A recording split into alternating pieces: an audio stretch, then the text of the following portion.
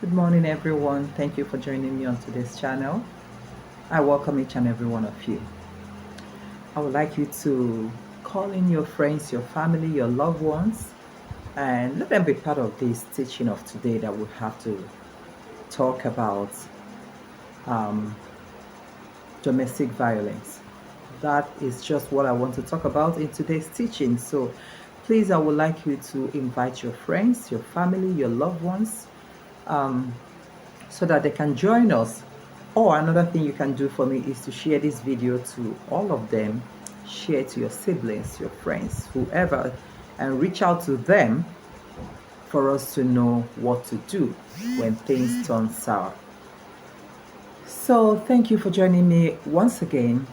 The reason I brought this particular teaching of today, it's not as if I haven't been teaching about this.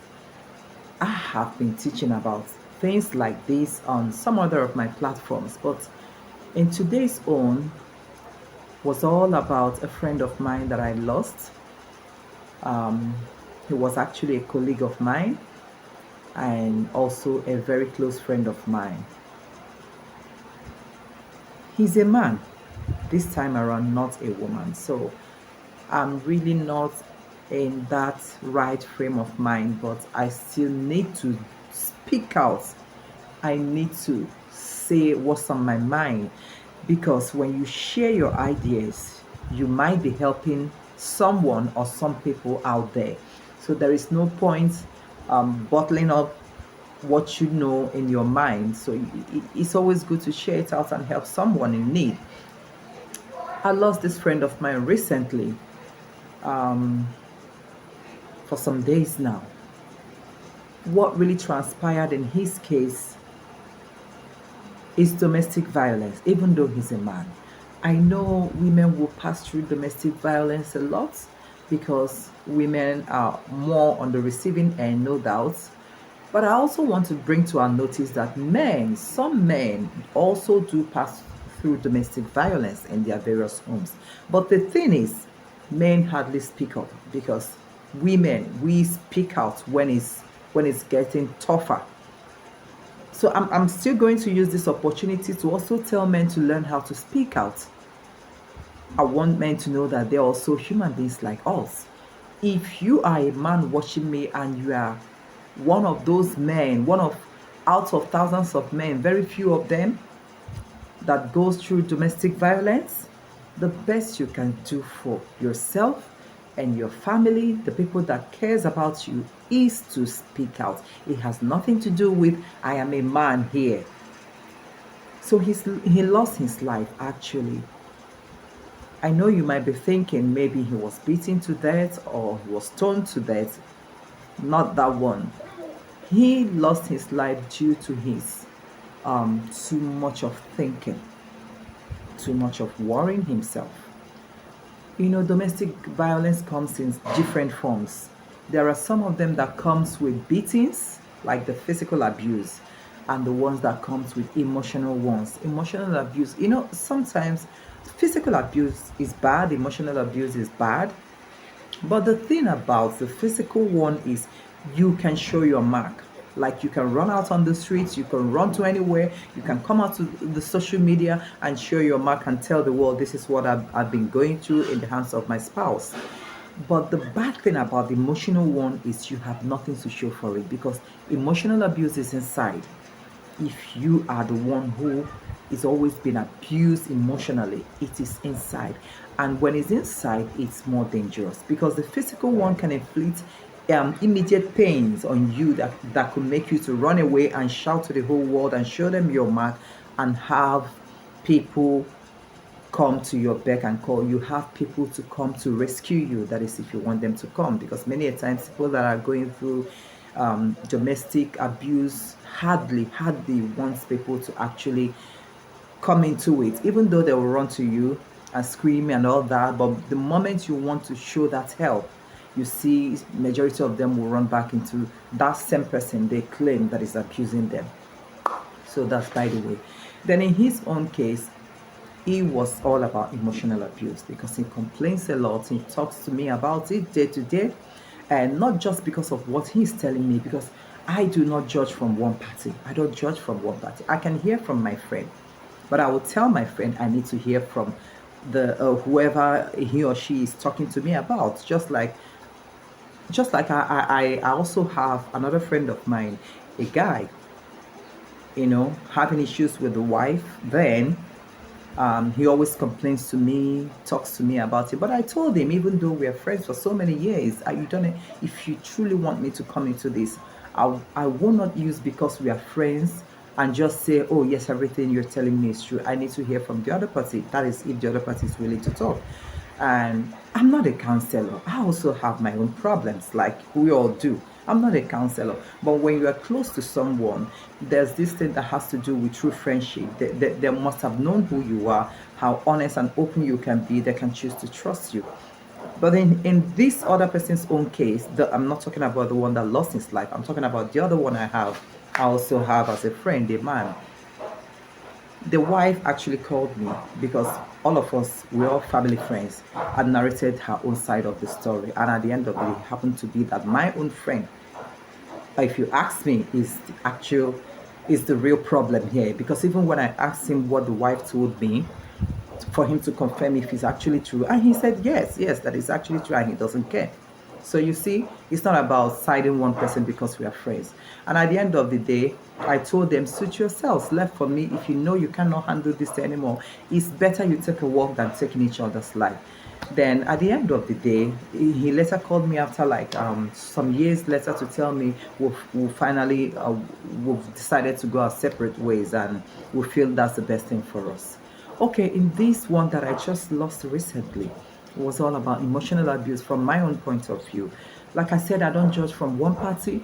I've had an encounter with the wife, and the wife actually knows me as well, knows that we're colleagues, and he knows that they know my office actually. But in this particular encounter, I was even doing a favor because he begged me. He's in US. He begged me to help him take some things back home when I was there, to the family, and which I did willingly. But unfortunately, it turned out to be a different thing. The wife was just being nasty, and let me just end it there. But of course, I didn't take it from her. I had to talk to her and make her see some reasons. That is, if she chooses to see the reasons. But that's where it ends. I decided to step away from them completely. But because because we're colleagues and friends, that is, I'm a friend to the husband and also a colleague. So many years, even before he got married to her. You cannot just say because your friend is having issues, you choose to abandon them. So it's a lot. I found out that he was worrying so much. Sometimes he cries, sometimes he laments. In fact, all the time.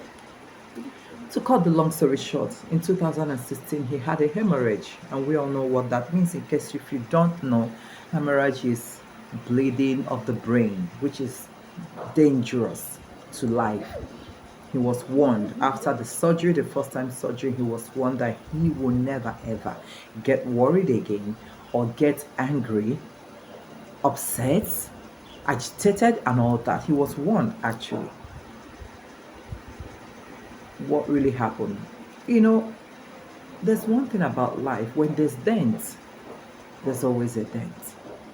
You've been now told to learn how to manage your life. Managing life is not easy, even though many people out there are now at that point where they are managing their life, because you cannot live your life carelessly like you used to anymore.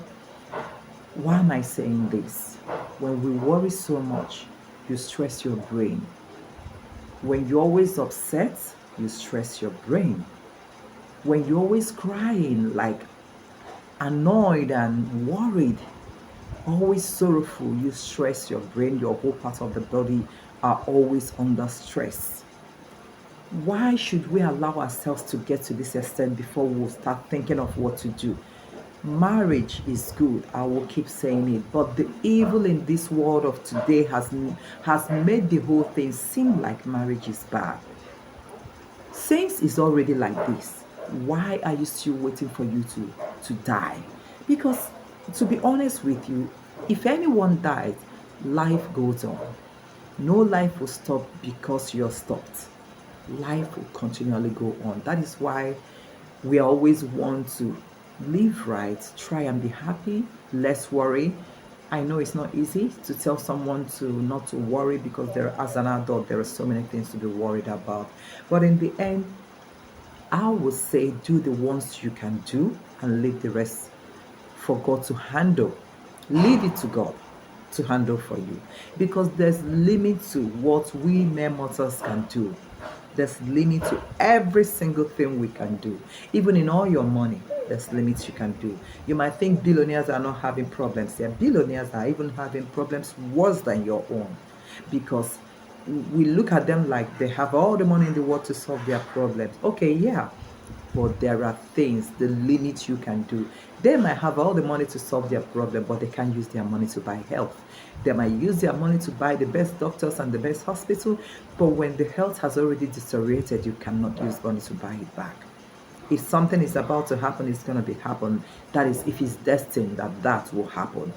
So the best we can do for yourself when you find yourself in an abusive home, please read my lips, take a walk. Take a walk. Number one, you have yourself to live for. In everything we do in life, you first before any other thing. Don't tell me I have children. Yes, I know. You have to live first because when you take care of yourself, you are number one. You are number one. And you need to take care of that number one because if you take care of that number one, you can take care of number two, which are your children. If you cannot take care of your number one, who takes care of your children should anything happen to you? So why do we always choose to stay when it's hot? Why many people will tell you make your home, make your deathbed? We will all fight for our homes. Yes. We will all fight for our marriages. Yes. But when you look at that thing you are fighting for and you notice your life is about to go down, please, the highest you can do for yourself is to step aside and do your fighting from afar. We fight from afar. You don't go close to your opponents. You don't go close to your enemies to fight. If you walk so close to them, eyeball to fight, they might crush you. So the best is to stay from afar and do your fighting. So people should learn how to take a walk. You know, we're Africans and we're Africans and in a society that demands that a woman must stay and not come out of an abusive home. Or the society that demands that a man should be a man. And they will tell you, man up, don't be a woman. Remain there. It's just man up. And you keep manning up until you see your life slipping away from you. I think it's because of this what society tells us to do that has been pushing people to their early, untimely death. It shouldn't be so. It shouldn't be so. First of all, we learn every day in life. What I used to know in years back is no longer what I know now. As I'm aging day by day, I'm getting wiser day by day.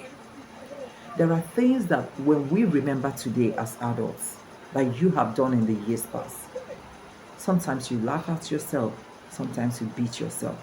Sometimes you say something like, well, I didn't know anything at that time, but now I know better. There is no point dragging, fighting for what that is unseen. In the first place, when you are meeting someone for marriage, even though we've all made that mistakes in the past, but as years goes by, a child of 1 year yesterday, today will be 2 years, the next day will be 3 years. That's how life goes. So when you meet someone that you are looking at, both of you are looking at each other to see if it's going to be possible for you two to get married and stay together as one, as husband and wife. But you notice that you are not always comfortable around this person. Maybe you are a lady. You notice that each time the man comes up to you, your fiancé, you get scared. You always tense up. You are not yourself. You start trying to fake to be who you are not, comporting yourself. You don't talk anymore. Maybe you are the type who loves to drink, but when you are with this person, you claim that you drink water, that you've never tested anything. Drinks, maybe alcohol. If you notice you are that type of person, I want to tell you this. That guy is not for you. The signs are there. The red flags are already there. Many a times you may not see the red flags like saying it openly, but you feel the red flag. Why would you be scared when someone you claim both of you are about to get married is around you? Why would you always be tensed?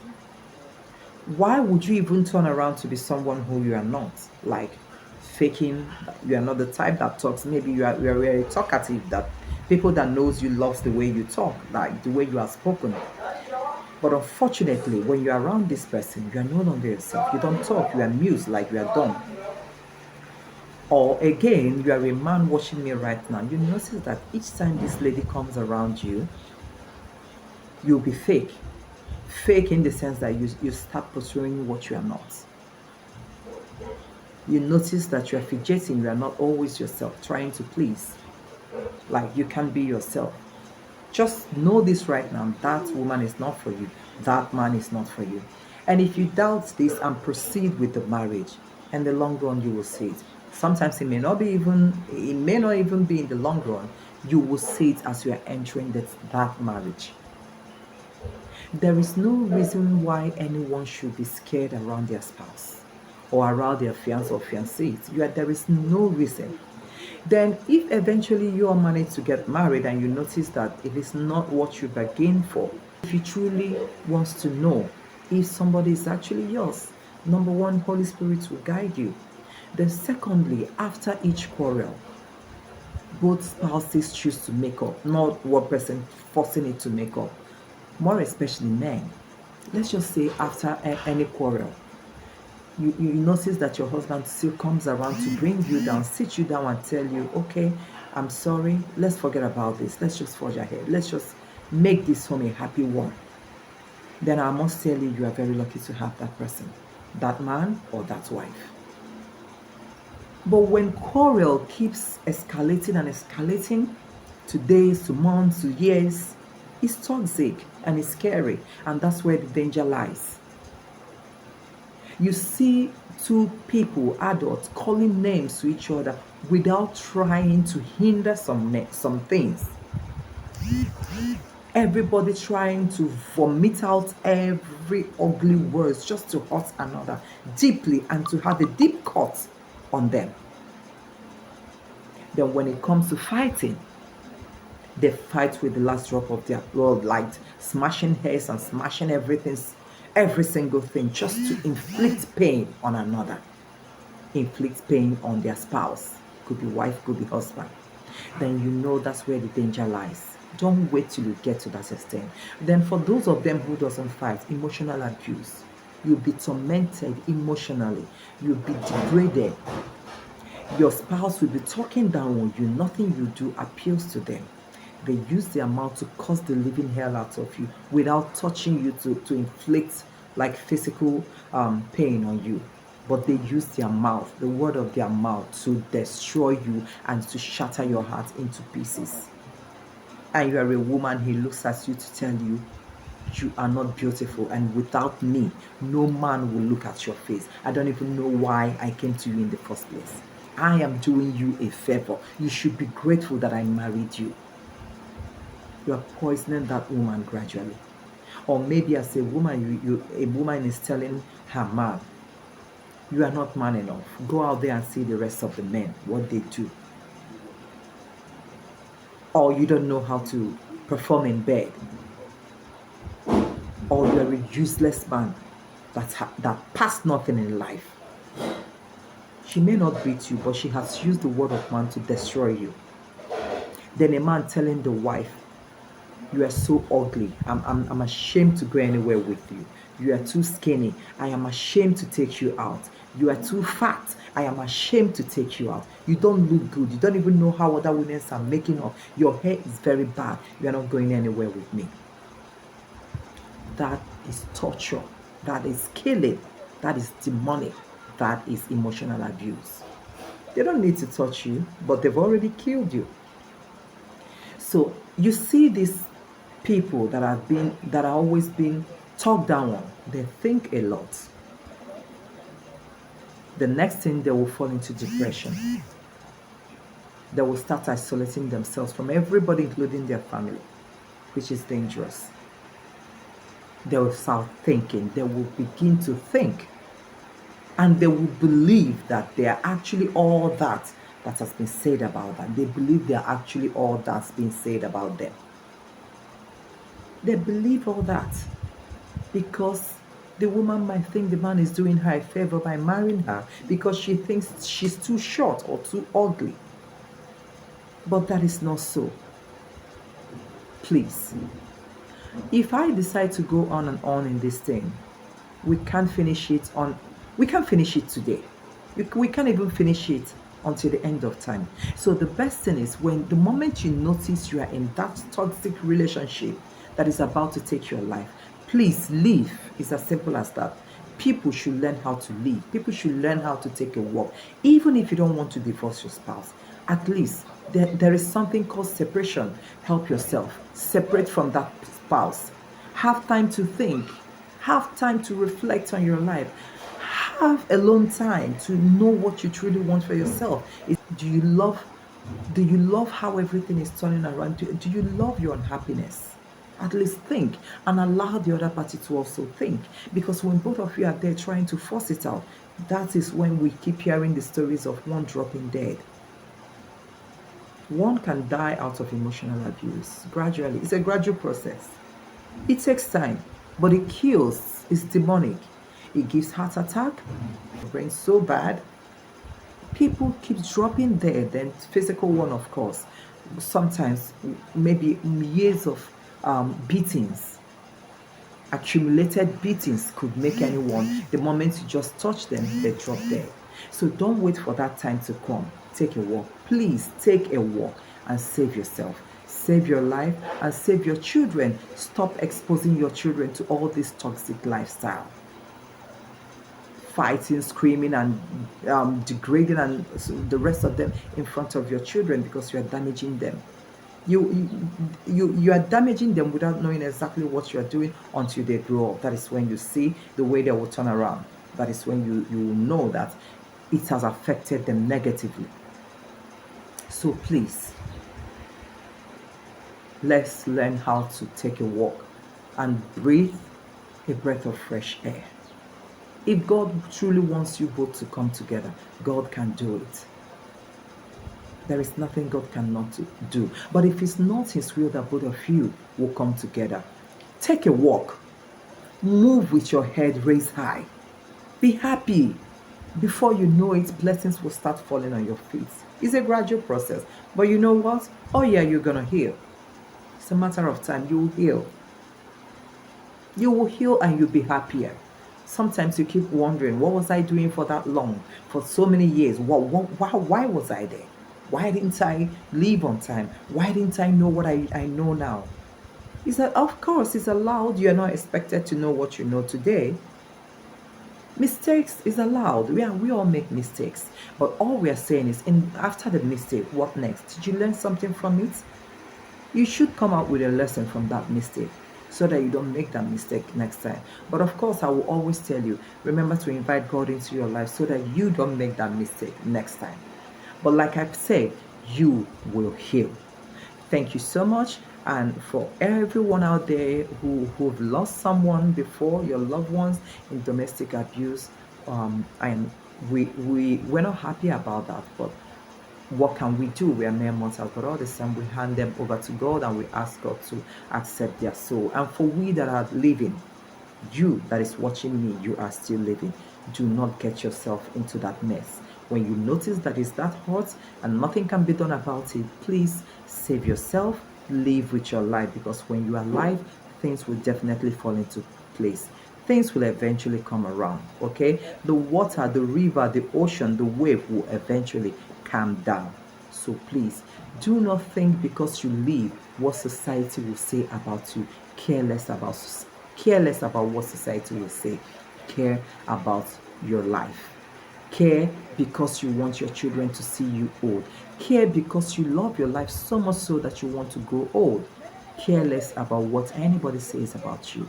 If anyone feels that it's good to remain in a toxic home and die there, then that is their choice. That's not your headache. The one you can do for yourself, that is the least you can do for yourself, is to love yourself enough to take a walk. So thank you so much, and I hope you learned something from this topic of today. Make sure you help me share this video, and of course do not forget to give me a thumbs up. And again, we shouldn't be losing our people, our loved ones anymore. I will ask the Holy Spirit to come in and guide us on how to take this our day-to-day life to the glory of God. Thank you so much. I really appreciate all of you, and I'm saying thank you once again. And remember, if you haven't subscribed to my channel, please click on that red button and subscribe. I'm going to bring us another topic next time, but until then, it is bye from me to you.